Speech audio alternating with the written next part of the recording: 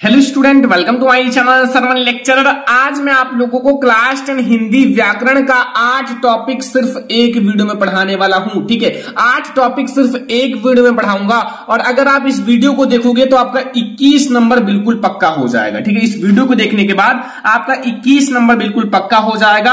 अगर आपको भी हिंदी का पेपर देना है तो आप लोग इस वीडियो को लास्ट तक जरूर देखना। अगर आप लास्ट तक नहीं देखोगे तो अपनी जिंदगी की सबसे बड़ी भूल यही करोगे, क्योंकि आज का ये वीडियो हिंदी व्याकरण के लिए रामबाण साबित होने वाला है। अगर आप इस वीडियो को लास्ट तक देखोगे तो हिंदी व्याकरण आपका बिल्कुल कंप्लीट हो जाएगा। ठीक है, मैं गारंटी के साथ 100% गारंटी के साथ कह रहा हूं, क्योंकि आपको हिंदी व्याकरण में कोई दिक्कत नहीं रह जाएगा। संधि हो या फिर आपका प्रत्यय हो, उपसर्ग हो, या आप लोगों का जैसे संस्कृत में अनुवाद हो, सब कुछ कंप्लीट हो जाएगा। ठीक है, तो वीडियो को लाइक कर देना। अगर आप चैनल पर नए हैं तो सब्सक्राइब कर लेना। सबसे पहले हम लोग देखेंगे आपके जितने भी महत्वपूर्ण उपसर्ग है, जितना मैं आपको उपसर्ग बताऊंगा सिर्फ उतना आप लोग याद कर लेना और इससे बाहर नहीं आएगा। ठीक है, जितना मैं आपको बताने वाला हूं। तो सबसे पहला टॉपिक हमारा रहेगा जितने भी आपके महत्वपूर्ण उपसर्ग हैं उनको देखेंगे। ठीक है, तो आपके महत्वपूर्ण उपसर्ग देख लो, मैं एक एक को बता रहा हूं। ठीक है, पहला हमारा टॉपिक है महत्वपूर्ण उपसर्ग। तो पहला हमारा वेरी इंपॉर्टेंट उपसर्ग आता है अनु। अनु का आप लोगों देखो उपसर्ग को आगे जोड़ना होता है। ठीक है, तो अनु से आप क्या बना सकते हो? अनु से आप लोग बना सकते हो अनुशासन। देखो आगे मैंने अनु जोड़ दिया ना, अब अनुशासन। ठीक है, जिसका कोई अर्थ निकले बस आप लोग बना दो। ठीक है, जैसे मैं आपको समझाता, देखो उपसर्ग का मतलब होता है कि आगे अनु मैंने जोड़ दिया, अब मैंने अनु से अनुशासन बना दिया। ठीक है, और अनु से आप लोग क्या बना सकते हो? अनुकरण बना सकते हो। ठीक है, अनुकरण ध्यान रखना, क्योंकि देखो इन सब का अर्थ है अनुकरण। ठीक है, और अनु से बना सकते हो अनुसार। तो ये जितना मैं आपको बता रहा हूं उपसर्ग, ये सबसे ज्यादा इंपॉर्टेंट है। बोर्ड एग्जाम में इससे बाहर कुछ नहीं आएगा। आप लोग पूरा वीडियो देखना, जितना मैं आपको टॉपिक बताऊंगा वो सारा समझ कर जाना। ठीक है, अब हम लोग दूसरा देखेंगे। दूसरा हमारा है अप। अप का आप लोग क्या लिख सकते हो? अपने मन से बहुत सारी चीजें बना सकते हो। जैसे अप आगे लिखो, और अप से आप लिख सकते हो अपमान। ठीक है, किसी का अपमान करना, तो अप से अपमान बना सकते हो। ठीक है, और क्या बना सकते हो? अपकार बना सकते हो। और आप लोग बताओ, आप लोगों को तो पता ही होगा, अपशब्द बना सकते हो। कहते हैं अपशब्द मत बोलो, तो अपशब्द भी बना सकते हो। ठीक है, तो ये सारा कितना आसान है। कोई इसमें आप लोगों को हार्ड लग रहा है? कुछ हार्ड नहीं लग रहा होगा। तीसरा हमारा अभी, और जितना मैं आपको बता रहा हूं ये सबसे ज्यादा इंपॉर्टेंट है। इसके बाहर आपके बोर्ड एग्जाम में एक भी क्वेश्चन नहीं आएगा। ठीक है, इसलिए आप लोग ध्यान से इसको नोट भी कर लेना।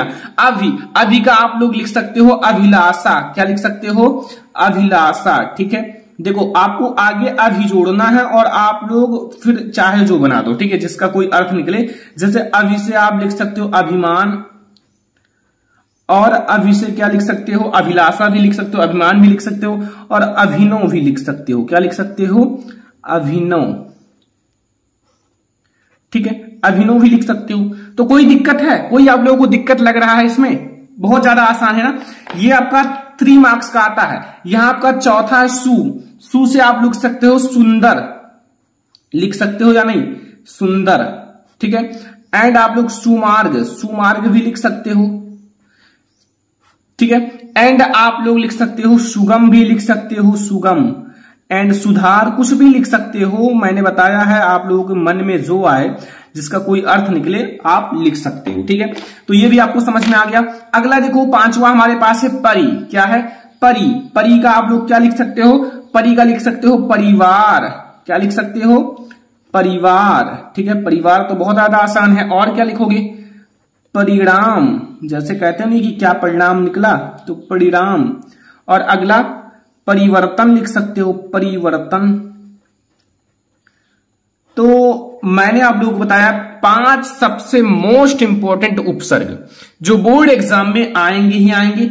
और ये जो मैंने बताया है ये आपकी बुक या फिर कुछ भी उठा लो, इससे ज्यादा आपके इंपॉर्टेंट भी नहीं है। तो ये 5 आप लोग याद रखना, और आपका ये बोर्ड एग्जाम में 3 नंबर का आता है, तो आप लोगों का 3 नंबर पक्का हो जाएगा। ठीक है, तो ये आप लोगों का सबसे पहले मैंने आप लोगों को उपसर्ग बता दिया। ठीक है, अब इसको आप लोगों को तैयार कर लेना है। नोट बना लो, याद करो। ठीक है, और वैसे भी आप अपने मन से भी इसको लिख सकते हो। अगला देखो, अगला हमारा आता है प्रत्यय। प्रत्यय जितने भी महत्वपूर्ण प्रत्यय हैं उनको देखने वाले हैं, और ये आपके बोर्ड एग्जाम में 2 मार्क्स का आता है, ठीक है। 2 मार्क्स आपका पक्का हो जाएगा। देखो मैं पूरा आप लोगों को सब कुछ कराने वाला हूं, ठीक है। तो 2 मार्क्स आपका पक्का हो जाएगा। तो पहला हमारा कौन सा है? पहला है आई, ठीक है। पहला हमारा प्रत्यय कौन सा है? आई। तो आई से आप लोग क्या लिख सकते हो? अपने मन में लाओ। देखो प्रत्यय का मतलब है पीछे जोड़ना, तो पीछे अब आपको आई जोड़ना है। तो आई से जैसे मैं आपको थोड़ा सा समझाता हूं, जैसे मैंने लिखा चतुराई, ठीक है।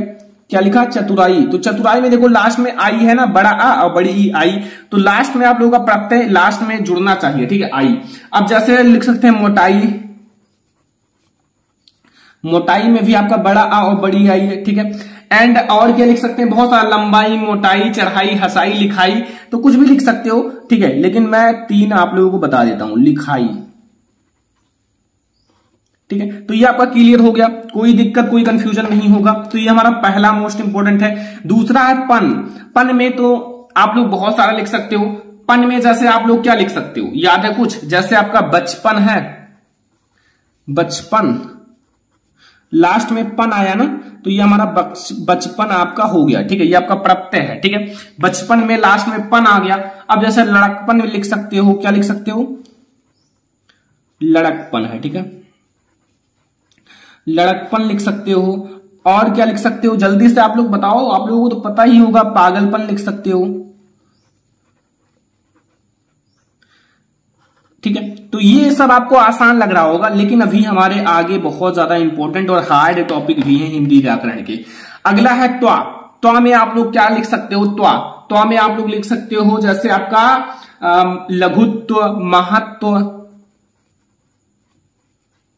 महत्व लिख सकते हो ना, महत्व। एंड और क्या लिख सकते हो? और हम लोग लिख सकते हैं प्रभुत्व,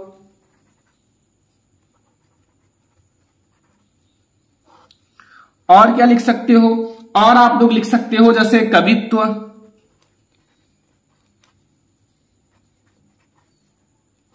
ठीक है। तो ये आपको समझ में आ रहा ना, ये आपका प्रत्यय है, उपसर्ग और प्रत्यय दोनों मिला के 5 नंबर का आएगा। तीसरा आपका चौथा है आवट। आवट में आपको लोग क्या लिख सकते हो? बड़ा आ वावटा, आवट। आवट में क्या लिख सकते हो? जल्दी से आप लोग सोचो, लास्ट में आपको आवट जोड़ना है, ठीक है। तो जैसे हम लोग लिख सकते हैं सजावट, क्या लिख सकते हैं? ठीक है, सजावट। एंड लिखावट लिख सकते हो,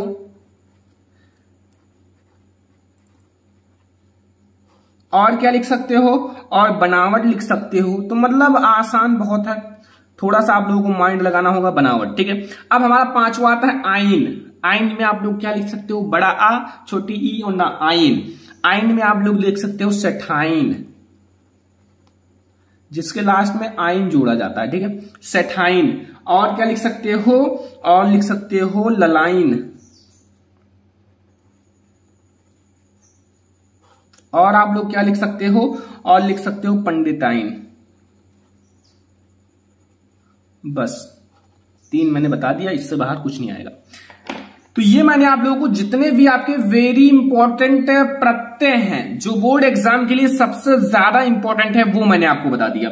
अब ये आपको उपसर्ग और प्रत्यय दोनों समझ में आ गया ना, कोई दिक्कत नहीं होगा, कोई कंफ्यूजन नहीं होगा। तो अब हम लोग देखते हैं अगला टॉपिक हिंदी व्याकरण का। स्टूडेंट, अब हमारा आता है समास, महत्वपूर्ण समास। देखो समास का मैं आपको ऐसी ट्रिक बताऊंगा कि आप लोगों को जिंदगी भर याद रहेगा। देखो क्लास 10 में आपका ये 2 मार्क्स का समास आता है, ठीक है। मैं आपको थोड़ा सा डिटेल में बता दूं, और आपके बोर्ड एग्जाम में 2 ही समास आएगा, एक आपका द्विगु समास, एक आपका द्वंद्व समास। 2 समास से बाहर कुछ नहीं आएगा। तो इन दोनों समास को आप कैसे पहचानोगे कि कौन सा द्विगु समास है, कौन सा द्वंद्व समास है, ठीक है। तो कोई बहुत ज्यादा ट्रिक नहीं है, लेकिन इसमें देखो द्विगु समास में आगे चौ मतलब 4, नौ मतलब 9, त्री मतलब 3, पंच मतलब 5 गिनती आ जाता है। और इसमें हमारा आ जाता है पाप और पुण्य, तो यहां आपका डैश लगा रहेगा। द्वंद्व समास के बीच में डैश जरूर लगा रहेगा, ठीक है, ये याद रखना, बहुत ज्यादा इंपॉर्टेंट मैं बता रहा हूं, ठीक है। तो ये आपका डैश लगा रहेगा। अब जैसे हम लोग सबसे पहले 4 मोस्ट इंपोर्टेंट द्विगु समास को देखेंगे, इससे बाद कुछ नहीं आएगा, और फिर हम लोग द्वंद्व समास को 4 देखेंगे। अगर ये 8 तैयार कर लेते हो तो मैं गारंटी के साथ कह सकता हूं कि बोर्ड एग्जाम में 100% इससे बाहर कुछ नहीं आएगा। अभी मैं आपको कह रहा हूं बच्चों, तैयार कर लो, और अगर आप अभी नहीं तैयार करोगे तो बोर्ड एग्जाम में जब यही आएगा तो कहोगे सर ने बताया था, अगर मैं तैयार कर लेता तो आसानी से लिख देता, ठीक है। तो अभी हमारा बात मानो, और जितना मैं आपको बता रहा हूं उन सबको तैयार करके ही बोर्ड एग्जाम में जाना, तो चलो मैं आपको एक एक को समझाता हूं। सबसे पहले हम लोग समझेंगे दीर्घ समास में। पहला है चौराहा। चौराहा में आप लोग कैसे लिखोगे? देखो समास तो आपका दीर्घ समास है, समास तो मैंने पहले बता दिया ऊपर। जैसे चौराहा है तो चौराहा का आप लोग सबसे पहले आप लोगों को इसका मतलब समास विग्रह करना है, ठीक है। तो चौराहा का आप लोग लिखना चौराहा मतलब क्या होता है? चार रास्तों का समाहार होता है ना। तो चार रास्तों या राहों, चार राहों या फिर इनको आप रास्ता कह सकते हो। चार रास्तों का समाहार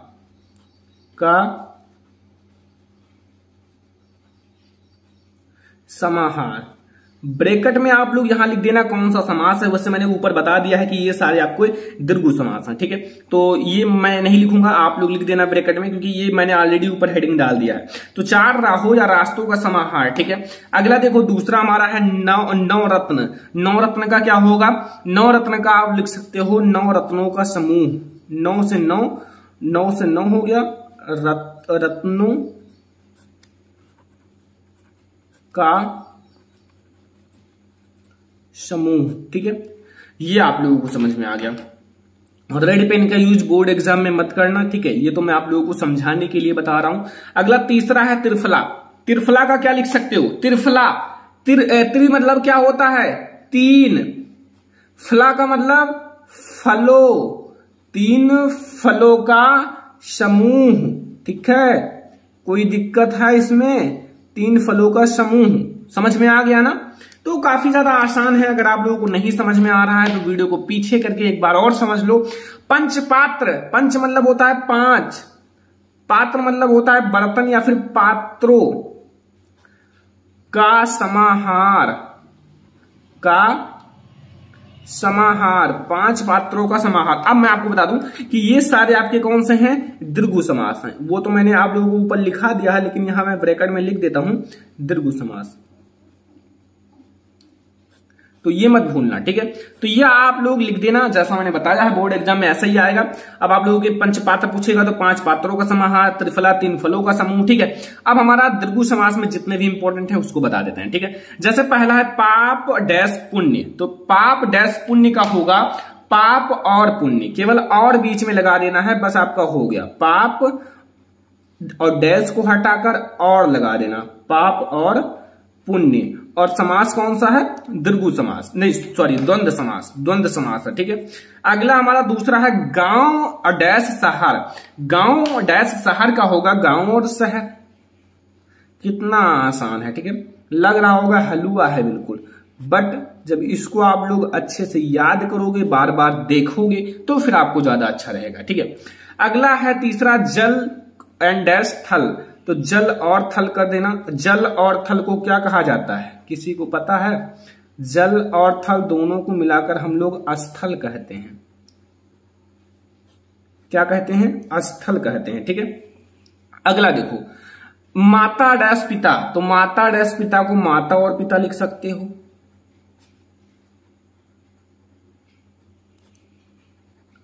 माता और पिता। और ये सारे कौन से समास हैं? ये सारे आपके द्वंद्व समास हैं। ऊपर मैंने हेडिंग डाल दिया है, लेकिन आप लोगों को मैं सरल से सरल समझाना चाहता हूं, ठीक है। द्वंद्व समास है। तो ये आपके मैंने आपको जितने भी इंपॉर्टेंट समास थे वो मैंने आप लोगों को बता दिया। इससे बाहर कुछ नहीं आएगा। ये वीडियो आप लोगों के लिए इतना ज्यादा इंपॉर्टेंट है कि ऐसा कोई बताएगा भी नहीं पूरे यूट्यूब पर, क्योंकि मैं आप लोगों के लिए बहुत ज्यादा मेहनत कर रहा हूं, ठीक है। इन सबको अच्छे से रिसर्च करके जितने भी इंपॉर्टेंट है उसको लिख कर अच्छे से समझा रहा हूं, ठीक है, कि आप लोगों को हमेशा याद रहे। तो आप लोग इसको अच्छे से याद कर लेना, 100% यही आएंगे।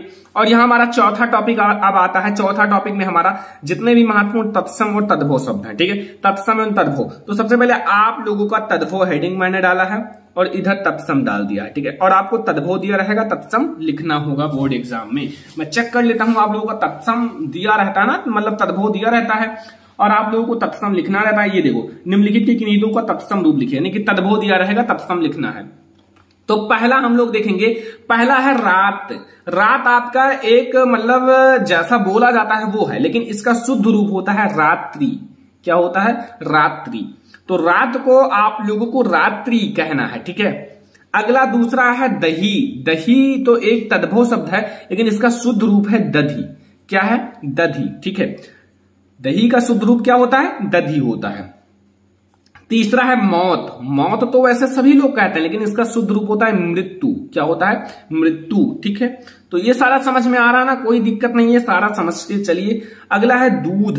दूध आपका तद्भव है, दुग्ध आपका तत्सम है। देखो आपको तद्भव दिया रहेगा, तत्सम लिखना है, जैसे दूध दिया रहेगा दुग्ध लिखना है। ठीक है, ध्यान रखना, उल्टा मत लिख देना वरना गलत हो जाएगा। अगला हमारा हाथ, 5वां नंबर हाथ। हाथ का हो जाएगा हस्त। हस्त आपका शुद्ध रूप है। फिर आपका है सांप। सांप का हो जाएगा सर्प।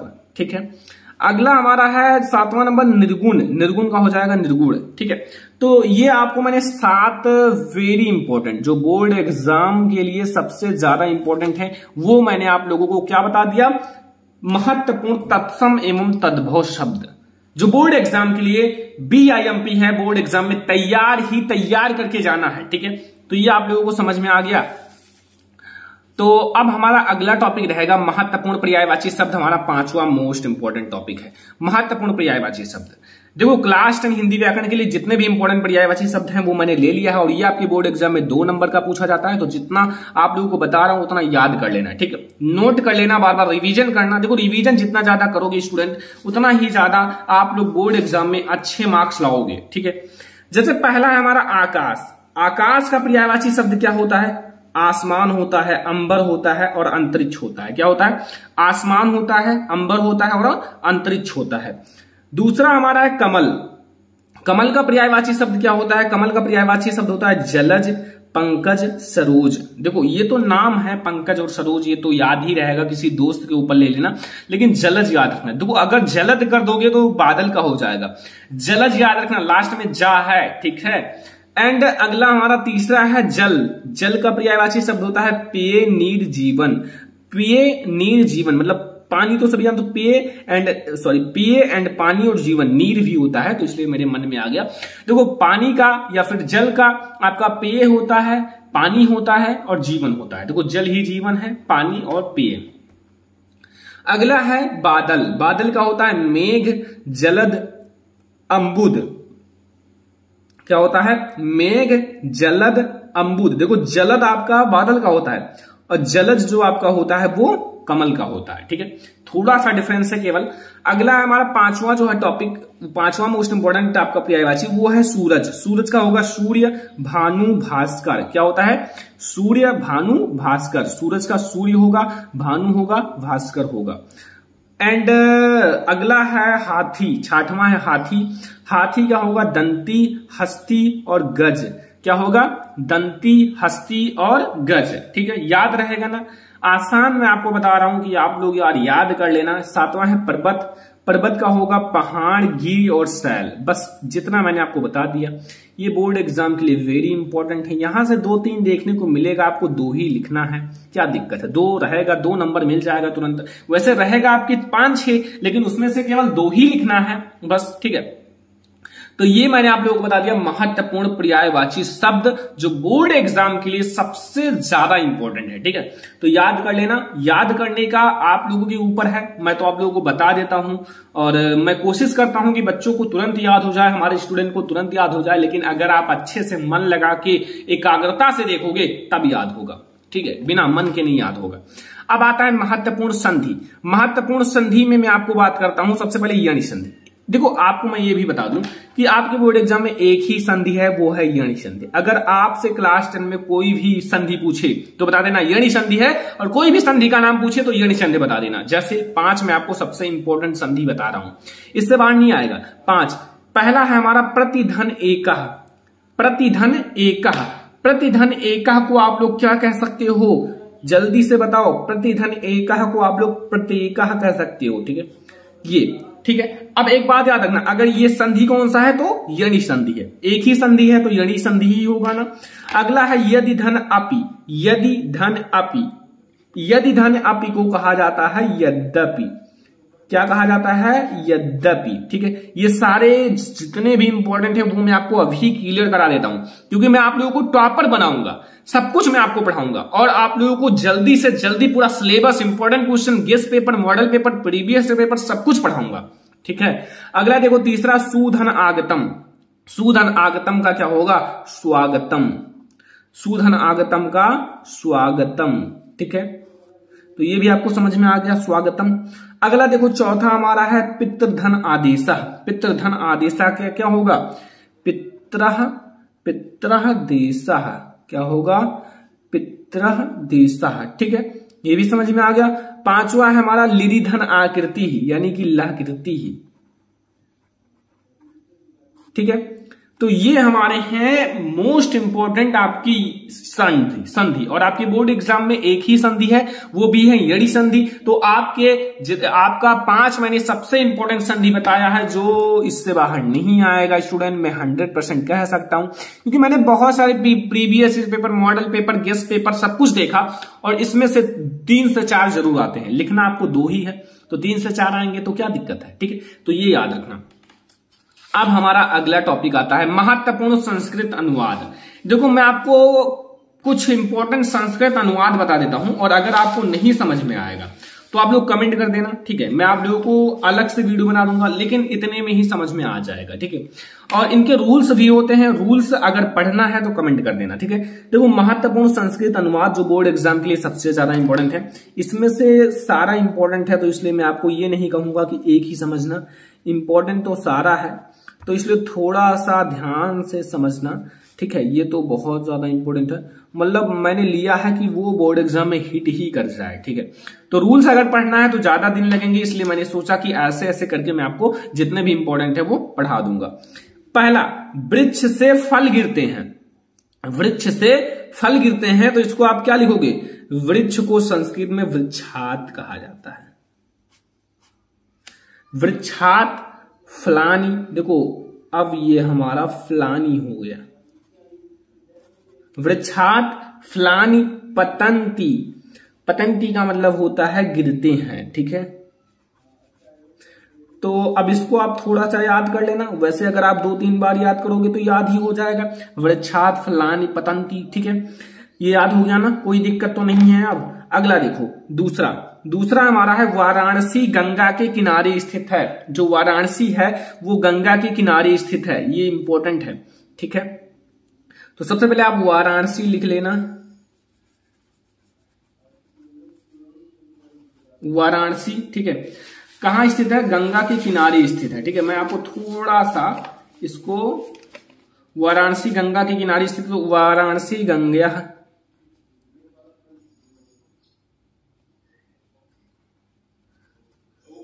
ठीक है। गंगा तटे स्थिता अस्ति, ठीक है। तो ये आपको समझ में आ गया ना, कोई दिक्कत नहीं है। अगला देखो तीसरा, दान से कीर्ति बढ़ती है। दान से कीर्ति बढ़ती है, दान को आप दानेन कीर्ति